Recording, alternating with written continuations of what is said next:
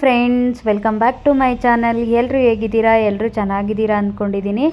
ಇವತ್ತಿನ ರೆಸಿಪಿ ಬದನೆಕಾಯಿ ಗ್ರೇವಿ. ಈ ಬದನೆಕಾಯಿ ಗ್ರೇವಿ ಸಿಂಪಲ್ ಆ್ಯಂಡು ಈಸಿಯಾಗಿ ಯಾವ ಥರ ಮಾಡೋದು ಅಂತ ನೋಡೋಣ. ಈ ಒಂದು ರೆಸಿಪಿ ಬ್ಯಾಚುಲರ್ಸ್ಗೆ ತುಂಬಾ ಹೆಲ್ಪ್ ಆಗುತ್ತೆ. ಹಾಗೆ ಯಾರಿಗೆಲ್ಲ ಅಡುಗೆ ಬರಲ್ವೋ ಅವರು ಸಹ ಈ ಒಂದು ರೆಸಿಪಿನ ಆರಾಮಾಗಿ ಮಾಡ್ಬೋದು. ತುಂಬ ಟೇಸ್ಟಿಯಾಗಿರುತ್ತೆ.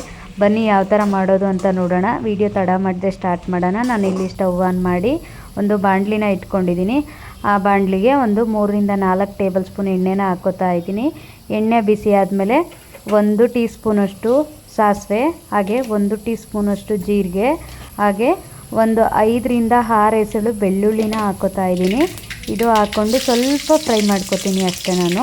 ಇದು ಫ್ರೈ ಆಗಿದ ತಕ್ಷಣ ಇದಕ್ಕೇ ಒಂದು 6 ರಿಂದ 7 ಹಸಿಮೆಣಸಿಕಾಯಿನ 2 ಭಾಗ ಮಾಡಿ ಹಾಕ್ಕೊಂಡು ಇದು ಸ್ವಲ್ಪ ಫ್ರೈ ಮಾಡ್ಕೊತಾ ಇದ್ದೀನಿ. ಇದು ಫ್ರೈ ಆಗಿದ ತಕ್ಷಣ ಇದಕ್ಕೇ ಒಂದು ಸ್ವಲ್ಪ ಕರಿಬೇವಿನ ಸೊಪ್ಪನ್ನು ಸಹ ಹಾಕ್ಕೊಂಡು ಫ್ರೈ ಮಾಡ್ಕೊತಾ ಇದ್ದೀನಿ. ಇದೆಲ್ಲ ಸ್ವಲ್ಪ ಫ್ರೈ ಆದಮೇಲೆ ಹೆಚ್ಚಿಟ್ಕೊಂಡಿರುವಂಥ ಈರುಳ್ಳಿನೂ ಸಹ ಹಾಕ್ಕೊಂಡು ಫ್ರೈ ಮಾಡ್ಕೊತಾ ಇದ್ದೀನಿ. ಈರುಳ್ಳಿ ನಾನಿಲ್ಲಿ 1-2 ಈರುಳ್ಳಿನ ಸ್ಲೈಸಾಗಿ ಕಟ್ ಮಾಡಿ ಹಾಕ್ಕೊತಾ ಇದ್ದೀನಿ. ಈರುಳ್ಳಿ ಸ್ವಲ್ಪ ಸಾಫ್ಟ್ ಆಗಬೇಕು, ಅಲ್ಲೇ ಗಂಟ ನಾನು ಇದನ್ನು ಸ್ವಲ್ಪ ಫ್ರೈ ಮಾಡ್ಕೊತೀನಿ. ಇದೆಲ್ಲ ಫ್ರೈ ಆಗಿದ್ಮೇಲೆ ಇದಕ್ಕೇ ನಾನು ಒಂದು ಸ್ವಲ್ಪ ಇಂಗು ಸಹ ಇಲ್ಲಿ ಹಾಕ್ಕೊತಾ ಇದ್ದೀನಿ.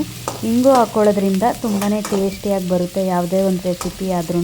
ಇಂಗು ಹಾಕ್ಕೊಂಡು ಒಂದು 20 ಸೆಕೆಂಡ್ ನಾನು ಫ್ರೈ ಮಾಡ್ಕೊಂಡಿದ್ದಾದಮೇಲೆ ಹೆಚ್ಚಿಟ್ಕೊಂಡಿರುವಂಥ ಬದನೆಕಾಯಿನೂ ಸಹ ಹಾಕ್ಕೊತಾ ಇದ್ದೀನಿ. ನೋಡಿ, ನಾನಿಲ್ಲಿ ಉದ್ದುದ್ದಾಗಿ ಕಟ್ ಮಾಡಿ ಉಪ್ಪಾಕಿರೋ ನೀರಲ್ಲಿ ಹಾಕಿಟ್ಕೊಂಡಿದ್ದೆ. ಉಪ್ಪಾಕಿರೋ ನೀರಲ್ಲಿ ಹಾಕ್ಕೊಂಡ್ರೆ ಕಪ್ಪಗಾಗಲ್ಲ.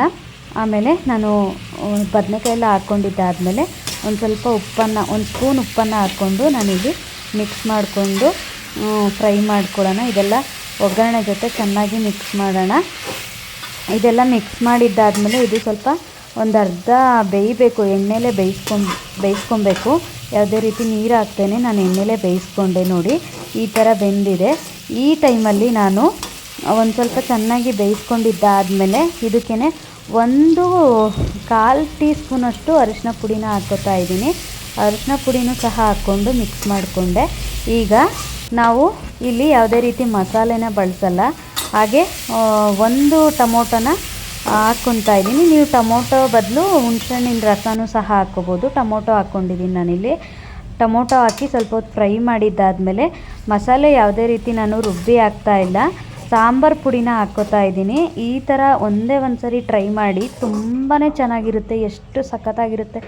ಕ್ವಿಕ್ಕಾಗಿ, ಸಿಂಪಲ್ಲಾಗಿ, ತುಂಬ ಟೇಸ್ಟಿಯಾಗಿರುತ್ತೆ. ದೋಸೆಗಾಗಲಿ, ಚಪಾತಿಗಾಗಲಿ, ಅನ್ನಕ್ಕಾಗಲಿ ಪ್ರತಿಯೊಂದಕ್ಕೂ ಸಖತ್ತಾಗಿರುತ್ತೆ. ಒಂದೇ ಒಂದು ಸರಿ ಟ್ರೈ ಮಾಡಿ. ನೋಡಿ, ನಾನು 1 ಟೇಬಲ್ ಸ್ಪೂನಷ್ಟು ಸಾಂಬಾರು ಪುಡಿನ ಹಾಕ್ಕೊಂಡು ಸ್ವಲ್ಪ ಹೊತ್ತು ನಾನು ಬೇಯಿಸ್ಕೊಂಡಿದ್ದಾದಮೇಲೆ ಅದಕ್ಕೇ 1 ಗ್ಲಾಸಷ್ಟು ನೀರನ್ನು ಹಾಕ್ಕೋತಾ ಇದ್ದೀನಿ. ನಿಮಗೆ ಬೇಡ ಅಂದರೆ ಪಲ್ಯ ಥರ ಮಾಡ್ಕೋಬೋದು. ನಾನಿಲ್ಲಿ ಸ್ವಲ್ಪ ಗ್ರೇವಿ ಥರ ಬೇಕಿತ್ತು ನನಗೆ, ಅದಕ್ಕೆ ಗ್ರೇವಿ ಮಾಡ್ತಾ ಇರೋದ್ರಿಂದ ನಾನು ಸ್ವಲ್ಪ ನೀರನ್ನು ಹಾಕ್ಕೋತಾ ಇದ್ದೀನಿ. ನೋಡಿ, ನೀರನ್ನು ಹಾಕ್ಕೊಂಡು ಮತ್ತೆ ಒಂದು 5 ರಿಂದ 7 ನಿಮಿಷ ಬೇಯಿಸ್ಕೊಂಡ್ರೆ ರೆಡಿ ಆಗುತ್ತೆ. ತುಂಬ ಚೆನ್ನಾಗಿತ್ತು. ಅನ್ನಕ್ಕಾಗಲಿ, ಚಪಾತಿಗಾಗಲಿ ಒಂದೇ ಒಂದು ಸರಿ ಟ್ರೈ ಮಾಡಿ. ಹೇಗೆ ಬಂತು ಅಂತ ಕಮೆಂಟ್ ಮಾಡಿ. ಹಾಗೆ ಇನ್ನೂ ಯಾರು ನನ್ನ ಚಾನಲನ್ನು ಸಬ್ಸ್ಕ್ರೈಬ್ ಮಾಡ್ಕೊಂಡಿಲ್ಲ, ಪ್ಲೀಸ್ ಸಬ್ಸ್ಕ್ರೈಬ್ ಮಾಡಿಕೊಂಡು ಸಪೋರ್ಟ್ ಮಾಡಿ.